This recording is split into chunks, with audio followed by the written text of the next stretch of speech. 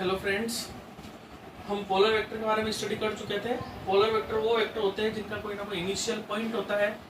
Example हमने देखे थे, डिस्प्लेसमेंट हो गए, फोर्स हो गए, ऐसे बहुत सारे एग्जांपल्स है पोलर वेक्टर के। इसी तरीके से एक्सेल वेक्टर भी हम स्टडी कर चुके थे। एक्सेल वेक्टर वो वेक्टर होते हैं किसी भी रोटेशनल मोशन के अंदर रोटेशनल इफेक्ट को शो करने के लिए जो वेक्टर शो किए जाते हैं उसे हम एक्सेल वेक्टर कहते हैं। हमने इसके लिए एग्जांपल्स देखे थे, अगर नहीं लिखे हो तो एग्जांपल आप वापस लिख सकते हैं। Angular displacement, angular velocity, angular momentum etcetera, ये सारे एग्जांपल एक्सेल वेक्टर के होते हैं। हमने इसके बारे में डिस्कस भी किया था। सपोज करिए कोई रिंग है, हॉरिजॉन्टली इस तरीके से घूम रही है, तो जिस डायरेक्शन में वो रोटेशन हो रहा है उस डायरेक्शन में राइट हैंड की फिंगर्स को आप रोटेट कराइए और थंब की डायरेक्शन आपकी एक्सेल वेक्टर को शो करेगी। इस तरीके की बातें हम लोग पहले कर चुके थे। एग्जांपल आप लोगों ने नोट नहीं किए हो तो एक बार नोट कर लीजिएगा।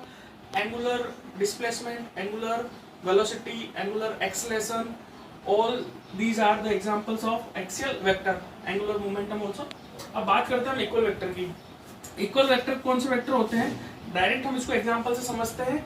इक्वल वेक्टर, सपोज करिए मैंने कोई दो वेक्टर बनाए इस तरीके से, कोई वेक्टर ए और वेक्टर बी। तो इक्वल वेक्टर को मैं इस तरीके से शो करूंगा।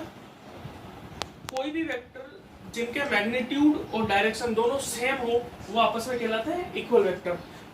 इसके अंदर देखेंगे तो इसका मैग्नीट्यूड यानी इसकी जो लेंथ है इसकी और इसकी दोनों की सेम है, दोनों की डायरेक्शन भी सेम है, तो इक्वल वेक्टर हो जाएंगे। ठीक है, इक्वल वेक्टर को मैं इस तरीके से शो कर सकता हूँ, vector A will be equals to vector B.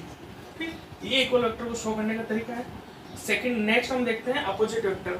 Suppose करिए अपोजिट वेक्टर को किस तरीके से हम एक्सप्लेन करेंगे, डायरेक्ट एग्जांपल से हम शो करते हैं। सपोज करिए एक वेक्टर है ए वेक्टर, दूसरा कोई वेक्टर लेते हैं बी वेक्टर, जिसकी मैं डायरेक्शन चेंज कर देता हूं बी वेक्टर। ठीक है, तो आप जरा गौर करेंगे, वेक्टर ए की डायरेक्शन है इस तरीके से, वेक्टर बी की डायरेक्शन है इस तरीके से, तो दोनों वेक्टर एक दूसरे की डायरेक्शन के अपोजिट में है। So that's why these vectors are known as opposite vector. इसको शो करने का तरीका ये है, वेक्टर लिखिए A vector equals to B vector, आगे एक साइन लगाइए आप माइनस का। माइनस का साइन पूरी फिजिक्स में हम जब बात करेंगे तो दो चीजों को इंडिकेट करेगा, या तो डिक्रीमेंट और या फिर अपोजिट डायरेक्शन।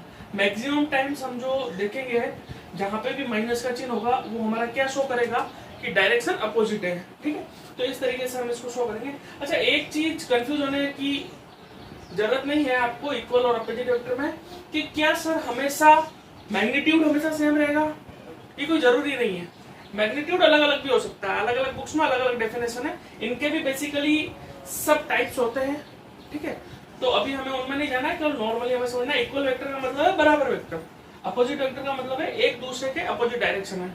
अब इक्वल वेक्टर में मैग्नीट्यूड सेम हो सकता है, ठीक है, नहीं भी हो सकता। ए जैसे एग्जांपल लेते हैं, ए है 5 मीटर, बी है 10 मीटर, लेकिन इन दोनों की डायरेक्शन सेम है। ठीक है, तो सेम डायरेक्शन वाले ये वेक्टर हो जाएंगे। ठीक है, मैग्नीट्यूड अलग हो सकते हैं, या इसके अंदर हम ले अपोजिट के अंदर तो ए और बी दोनों का मैग्नीट्यूड सेम हो, या अलग भी हो सकता है। तो अभी हमें नॉर्मली इसको ऐसे समझना है, इक्वल वेक्टर यानी वो वेक्टर जिनकी डायरेक्शन सेम हो और मैग्नीट्यूड भी सेम हो। इनके अलग अलग बुक्स में सब टाइप्स भी दिए हुए हैं, उनको आप स्टडी कर सकते हैं। ठीक, अपोजिट वेक्टर को हमें सिंपल सा ऐसे समझना है, एक वेक्टर जिसकी डायरेक्शन एक इस डायरेक्शन में है, दूसरे की डायरेक्शन इधर है, दोनों अपोजिट डायरेक्शन में। इसको शो करने का तरीका ये हमारे कुछ वेक्टर थे। हमारा जो सबसे इंपॉर्टेंट वेक्टर है वो यूनिट वेक्टर, जिसके ऊपर अभी हम आ रहे हैं। नेक्स्ट देखते हैं हम नल वेक्टर। नल वेक्टर के बारे में देखते हैं। अच्छा, नल वेक्टर जो होता है इसको जीरो वेक्टर भी बोला जाता है। ठीक है, आप बोलोगे सर जीरो की भी वेक्टर क्वांटिटी हो सकती है, बिल्कुल यस हो सकती है। कोई भी दो वेक्टर क्वांटिटी अगर उसको आप ऐड कर रहे हैं, सब्सट्रैक्ट कर रहे हैं, मल्टीप्लाई कर रहे हैं और वो वेक्टर क्वांटिटी है, तो उनका अगर फाइनली आंसर हमें जीरो मिल रहा है तो वो भी एक वेक्टर क्वांटिटी होगी। जैसे सपोज करिए मैं बात करूं फोर्स की, एक फोर्स है जिसका मैग्नीट्यूड है 5 न्यूटन, दूसरा फोर्स है जिसका मैग्नीट्यूड है -5 न्यूटन।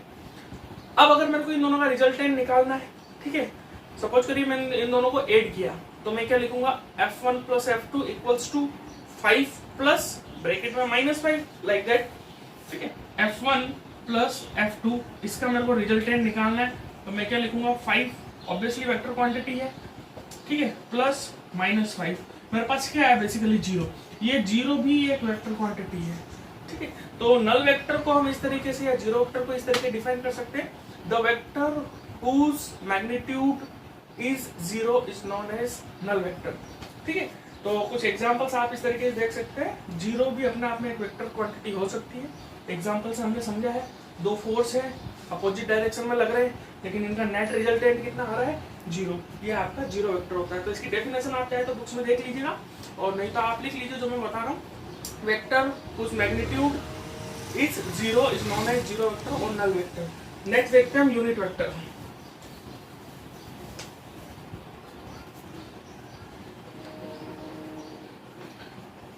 हमारी कहानी वेक्टर की पूरी जो है, वो पूरी की पूरी स्टोरी हमारी वेक्टर की डिपेंड करती है इस यूनिट वेक्टर पे। बहुत इंपॉर्टेंट है, बहुत अच्छे से हमें समझना है, कुछ नहीं, अभी 1 मिनट 2 मिनट का खेल है और ज़्यादा कुछ नहीं, लेकिन यूनिट वेक्टर हमें बहुत अच्छे से ध्यान रखना है।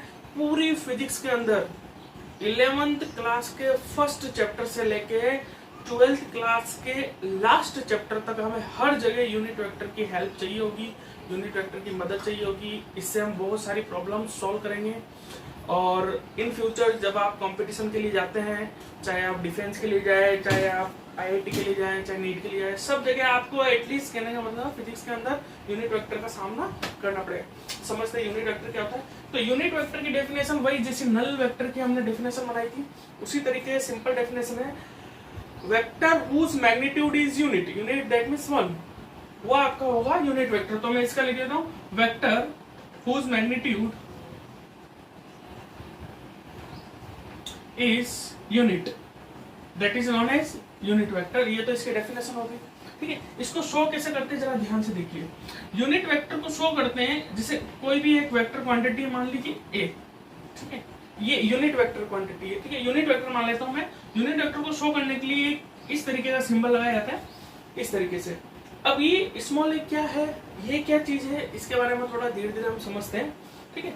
सपोज करिए एक फिजिकल क्वांटिटी है कोई भी A, फिजिकल क्वांटिटी है मेरी A, ये मेरी एक वेक्टर क्वांटिटी है, इसका मैंने मान लिया यूनिट वेक्टर, किसका, इस फिजिकल क्वांटिटी का यूनिट वेक्टर है मेरा क्या, ये small a, small a।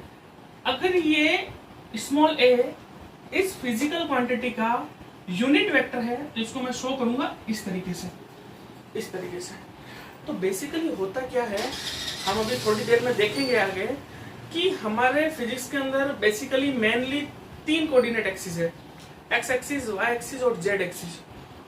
X axis, Y axis और जेड एक्सिस जो है, इन तीनों एक्सिस के अपने आप में फिक्स्ड यूनिट वेक्टर गिवन होते हैं, या हम ऐसे बोले कि जब से फिजिक्स हम लोग पढ़ रहे हैं, इसका फिक्स डेटा दिया हुआ है कि जैसे एक्स एक्सिस है, उसका यूनिट वेक्टर है आई कैप, इसको पढ़ा जाता है कैप।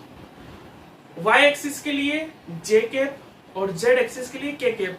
तो एक्स, वाई और जेड 3 एक्सिस के लिए ये एक्स एक्सिस, वाई एक्सिस और जेड है। एक्स एक्सिस का यूनिट वेक्टर है आई कैप, वाई एक्सिस का है जे कैप और जेड एक्सिस का है के कैप। ये तीनों यूनिट वेक्टर इन तीनों एक्सिस के लिए एक स्टैंडर्ड टर्मिनोलॉजी गिवन है। अब आप बोलेंगे क्या सर आई, जे और के कैप ये 3 ही यूनिट वेक्टर होते हैं पूरी फिजिक्स में? नहीं, जैसे जैसे हम आगे पढ़ते जाएंगे वैसे वैसे हम देखते जाएंगे, हर एक फिजिकल क्वांटिटी का अपने आप में एक यूनिट वेक्टर होता है, या फिर उसको हम एज्यूम भी कर सकते हैं। जैसे मान लीजिए मैं बात करूं, कोई कोऑर्डिनेट की बात करता हूं, मैं यहां से बात करता हूं किसी इस पर्टिकुलर पॉइंट O पर कोई डिस्प्लेसमेंट शो किया गया है मैंने इस तरीके से, ठीक है, मैंने इसको डिस्प्लेसमेंट शो किया इस तरीके से। इस डिस्प्लेसमेंट का मैंने यूनिट वेक्टर ले लिया R के, ठीक, ये मैंने मान लिया, ठीक। इस तरीके से आप यूनिट वेक्टर मान सकते हैं, लेकिन इसकी बात अभी हम थोड़ा सा बाद में करेंगे, कंफ्यूज हो जाएंगे आप। अभी मैं केवल इस टॉपिक की बात करता हूँ, धीरे धीरे हमारे पास सब कुछ आ जाएगा। तो एक चीज हमें समझ में आ गई कि यूनिट वेक्टर क्या होगा, जिनका मैग्नीट्यूड यूनिट होगा। एक्स, वाई और जेड जो कोऑर्डिनेट्स होते हैं, इनके फिक्स यूनिट वेक्टर गिवन होते हैं फिजिक्स में, आई कैप, जे कैप और के कैप। एक्स एक्सिस के लिए हमेशा आई कैप लेना है, वाई एक्सिस के लिए हमेशा हम जे कैप लेंगे, जेड एक्सिस के लिए हम हमेशा के कैप लेंगे। अच्छा, एक्सिस आप किसी को कुछ भी मान सकते हैं, एक्स जरूरी नहीं इस डायरेक्शन को एक्स मानिए, इसको आप वाई मानिए, इसको आप जेड मानिए, इसको आप एक्स मानिए, कुछ भी मान सकते हैं, कोई फर्क नहीं पड़ता। अब इसको हम किस तरीके रिप्रेजेंट करते हैं जरा देखिए। यूनिट वेक्टर जो होता है बेसिकली उसको हम शो करते हैं इस तरीके से। कोई भी एक वेक्टर क्वांटिटी यानी कोई भी फिजिकल क्वांटिटी, कोई भी वेक्टर क्वांटिटी और उसके मैग्नीट्यूड का रेशो, फिजिकल क्वांटिटी और उसके मैग्नीट्यूड का रेशो। अभी धीरे धीरे आप देखते जाइए, डरने की जरूरत नहीं है कि ये क्या लिखा हुआ है, बस आप शब्दों पे थोड़ा गौर करिए। ये तो है मेरा यूनिट वेक्टर जिसको मैंने कैप से शो किया है। ए वेक्टर, जब ए है मेरी कोई फिजिकल क्वांटिटी, ये मेरी मैंने मानी कोई फिजिकल क्वांटिटी, जरा ध्यान से देखिएगा। ए है मेरी कोई फिजिकल क्वांटिटी, ठीक है। इस फिजिकल क्वांटिटी के ऊपर मैंने वेक्टर लगाया है, यानी ये मेरी फिजिकल क्वांटिटी है जो वेक्टर। तो किसी भी फिजिकल क्वांटिटी के ऊपर वेक्टर होगा, वो तो मेरी सिंपल सी एक फिजिकल क्वांटिटी होगी जो कि वेक्टर है। ये चीज मुझे समझ आ गई। दूसरा मैंने एक चीज बोली है, magnitude of physical quantity. Magnitude of physical quantity को किस तरीके से रिप्रेजेंट करते हैं जरा ध्यान से देखिएगा।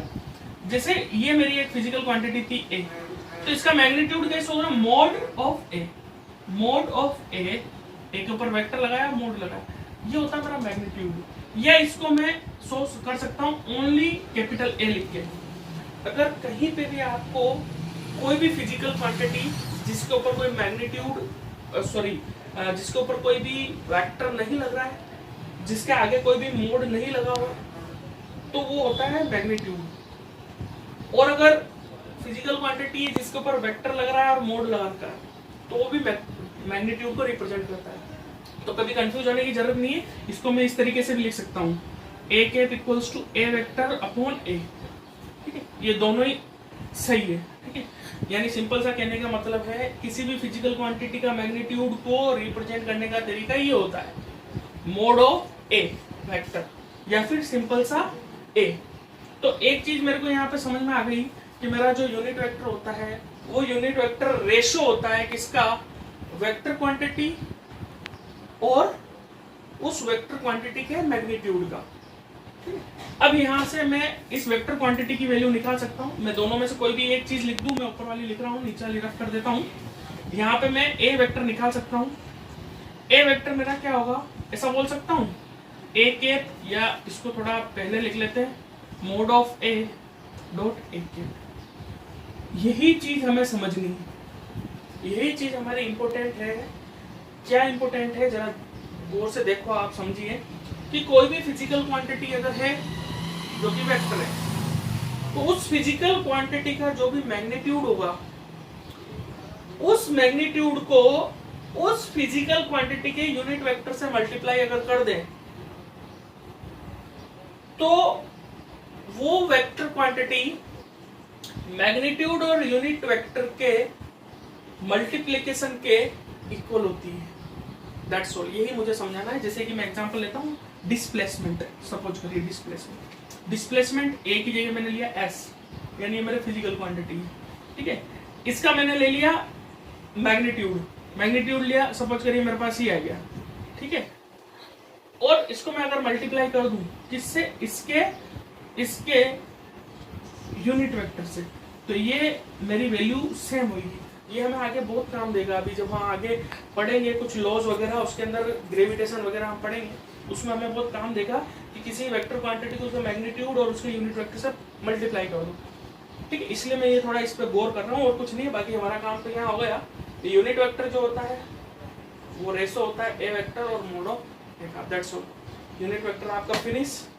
Thank you so much. Now we will start our next topic. कुछ लॉज है वेक्टर एडिशन के, उसके बारे में देखेंगे। Thank you so much.